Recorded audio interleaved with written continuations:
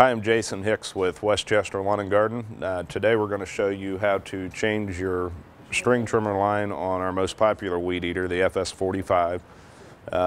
You can pretty much apply this to any weed eater out there. There's some slight variations, but the basic process is pretty much the same. The first thing you'll want to do is get a roll of the right string trimmer line, whatever size your weed eater calls for. Most of the curved shaft models with a curved drive shaft are going to call for an 80 thousandths line, and then most of the straight shaft will call for a 95 thousandths line. The first thing you want to do is cut off two 8-foot strips of string trimmer line. Don't try to wind it off of the spool itself, because everything will get tangled up and it'll end up causing you some frustration. The first thing you want to do is get the empty spool out of the weed eater.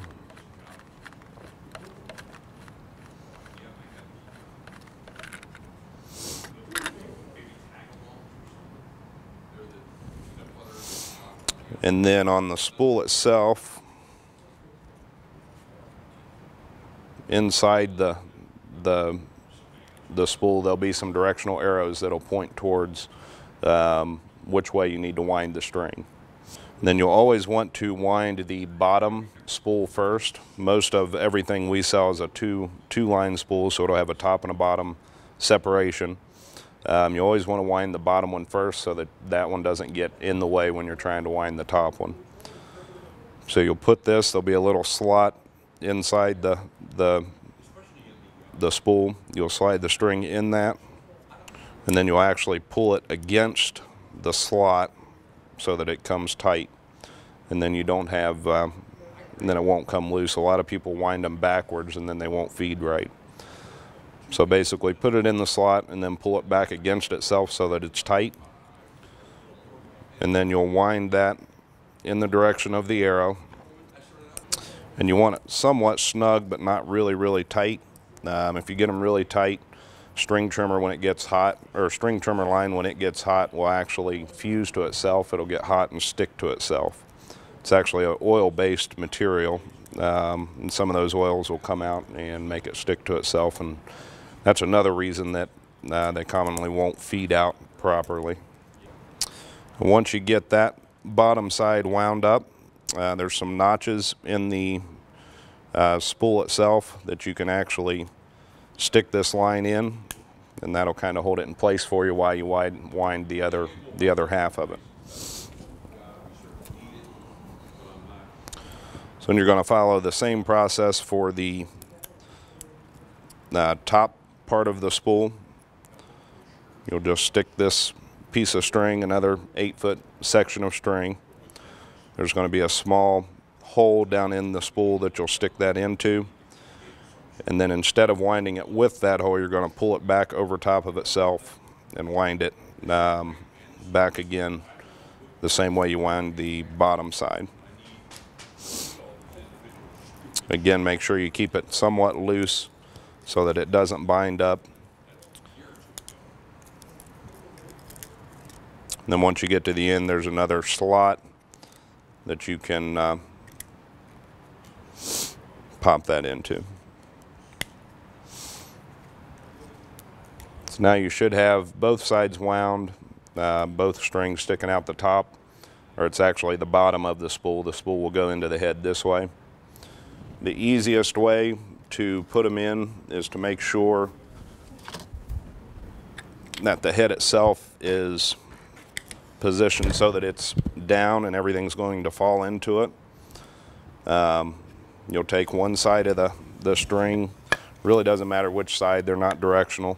You'll take one side and stick it through one of the holes, and then kind of line that slot up to that side. Take the other side and stick it through the other hole. Then you want to kind of pull them tight, but not real tight, so that you pull them out of the slots. Then you'll line your slots back up with the holes, get it lined up with the head itself. Push them in. As you push them in, you should feel them snap into place.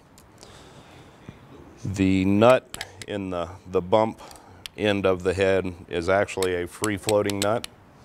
So again, it's important to make sure this is down to where the nut will fall to the bottom of the bump head. You just thread your nut in.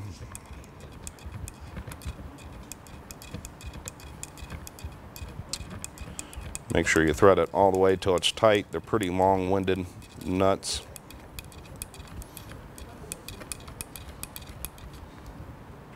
Once that's tight, it's important to pull the lines together, and then you'll want to just test it by pushing in or pushing down on the bump and pulling on the lines together and making sure that it snaps and goes. That's pretty much the whole process of restringing your trimmer. In addition to our bump and feed heads, we also do carry a fixed cut line head, which is basically a line head where you just push the pieces of string into the head and then they kind of stay fixed. The advantages of the bump and feed head are the line is going to last you probably 10 times longer than one of these. These you're constantly replacing the line pretty regularly. This system is a pretty proven system. It's been around for years.